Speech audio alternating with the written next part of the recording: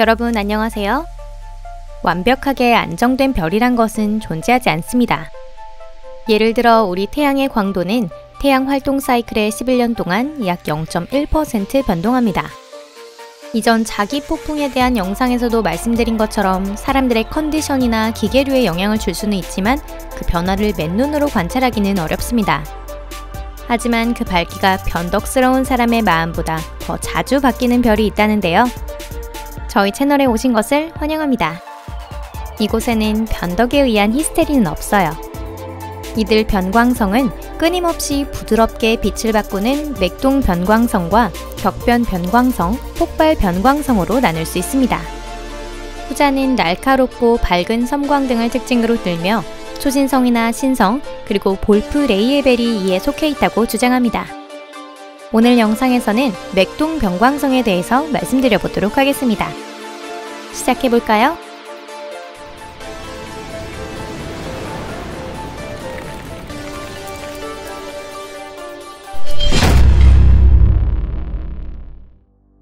주목받는 위생관념.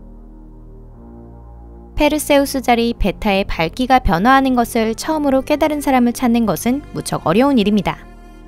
현존하는 최고 기록은 아랍인의 것인데요. 기만적인 성질로 인해 이 별을 알골 또는 악마라고 부르고 있습니다. 하지만 고도의 문명을 지닌 고대 민족이 이 별을 각각의 신념과 연결시켰습니다. 예를 들어 고대 이집트에서 알골은 불행의 별이라고 여겨졌고요. 인도에서는 지옥 세계 중 하나가 되었고 고대 중국에서는 시체 더미를 뜻하는 한자로 나타나기도 했습니다. 어쩌면 알골의 변광성은 그보다 훨씬 전부터 알려졌지만 단지 자료가 지금까지 남아있지 않았던 걸지도 모릅니다. 그 후 유럽인들이 알골의 변광성의 원인은 삼중성계 때문이라는 사실을 밝혀내었는데요. 알골 B는 수성과 태양 거리보다 짧고 매우 가까운 궤도에서 알골 A 주위를 돌고 있습니다. 알골 C는 A와 B에서 조금 떨어진 2.7 천문 단위 거리에서 모두의 주위를 돌고 있습니다. 이들 3개의 별의 광도는 다 다릅니다. 가끔은 3개 중 하나가 나 좀 봐줘 하며 우리 눈에서 다른 2개의 별을 감춰버리기도 하는데요. 이러한 이유로 우리는 빛의 변화를 보게 되는 것입니다. 그 뒤 약 4천여 개에 가까운 별이 발견되었습니다. 이들은 식변광성으로 불리는데요. 이 전문 용어는 1782년 존 구드릭이 제안했습니다. 이런 별은 각각 그 광도의 변화를 나타내는 자체적인 광도 곡선을 갖고 있는데요. 가장 밝은 성분성이 보이는 시기는 극대기, 또 가장 어두운 성분성이 보이는 시기는 극소기라 부릅니다. 알골의 경우 가장 밝은 성분별인 알골 A가 보이는 시기를 극대기, 오래된 알골 B가 보이는 시기를 극소기라고 합니다. 엄밀히 말하면 이런 변광성들은 말 그대로의 뜻만을 갖고 있는 것은 아닙니다. 실제로 별 자체는 무척 조용한데 광도의 변화는 관심을 받고 싶어하는 위성으로 인해 발생합니다. 결국 이로 인해 알골은 악마라는 전혀 어울리지 않는 이름을 받게 된 것이죠. 변덕스러운 나. 별 자체의 광도가 자주 바뀌는 별은 물리적 변광성이라 불립니다. 이는 다양하게 나뉘는데 그중 한 개는 최초로 발견된 타입의 별, 세페우스 자리 델타의 차간의 세페이드 변광성이라고 불립니다. 이들은 스펙트럼 형태가 F와 G, 즉 광도로는 태양과 가깝게 크고 밝지만 상당히 오래된 별들입니다. 큰 별에는 큰 플레어가 일어나며 때로는 세페이드 변광성의 광도가 1.5배나 변화하기도 합니다. 이들 별의 맥동 기간은 1.5일에서 2개월 정도인데요.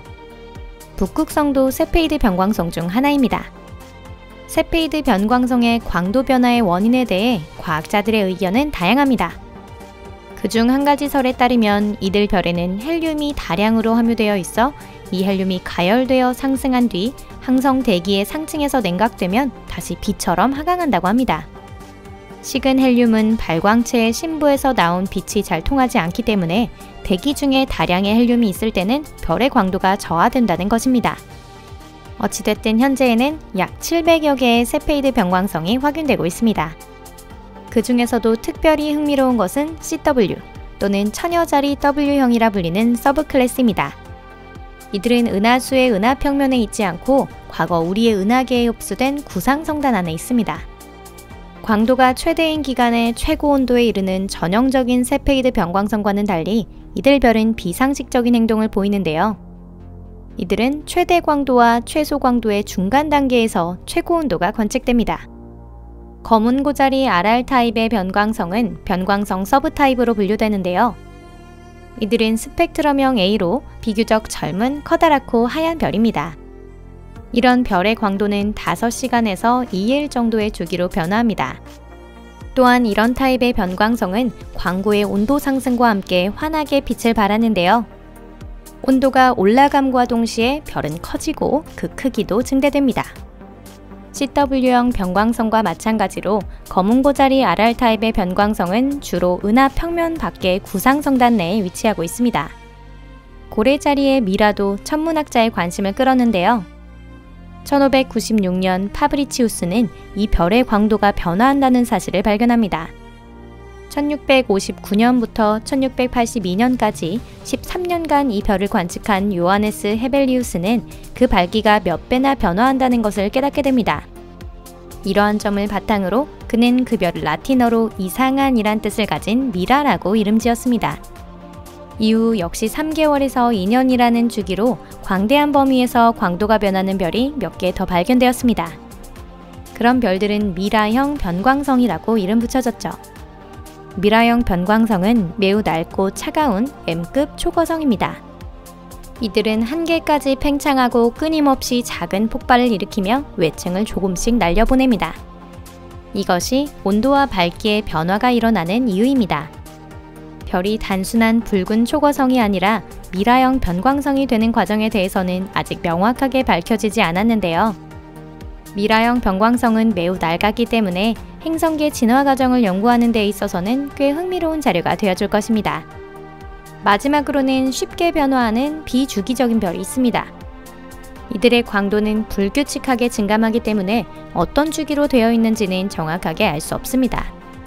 그런 분류에 속하는 것이 예컨대 세페우스 자리인 뮤별입니다. 아직 별의 형성이 제대로 완성되지 않은 젊은 별들도 모두 비주기적 변광성에 해당합니다. 그 일례로 황소자리 T별이 있습니다. 이들 별의 대부분은 우리의 태양을 닮아서 스펙트럼형 G와 F의 특성을 가진 비교적 아담한 별입니다. 과학자들은 별의 탄생이 활발하게 일어나고 있는 오리온 성운 근처에서 이런 별들을 많이 발견했습니다. 오리온 성운은 우리의 영역과 비교적 가까운 성운인데요. 왜 이런 별들은 랜덤으로 빛나는 방식을 바꾸는 걸까요?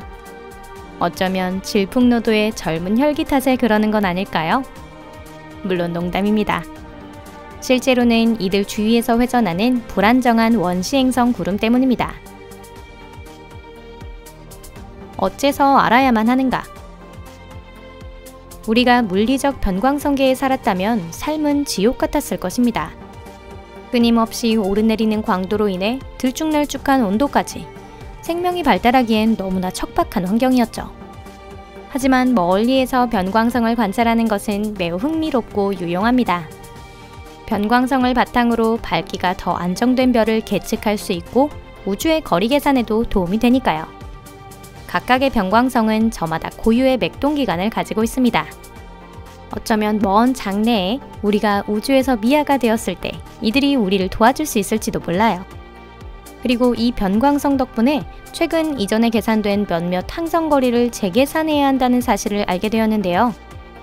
이는 변광성이 끊임없이 질량을 잃고 있다는 사실을 발견했을 때 알려진 내용입니다. 즉, 광도와 거리를 계산할 때 먼 곳의 항성은 그다지 정확하게 계측하지 않았다는 것을 의미합니다. 아직 그 외에도 다른 발견이 있을지도 모릅니다. 오늘 영상은 여기까지입니다. 마지막까지 시청해주셔서 감사합니다. 이 세계에서는 모든 것이 변화하기 쉽고 모든 것이 일시적입니다. 하지만 저희 채널에선 언제나 변함없이 여러분을 환영할 것입니다. 언제든지 다시 놀러오세요. 그럼 저는 다음 영상에서 뵐게요. 안녕.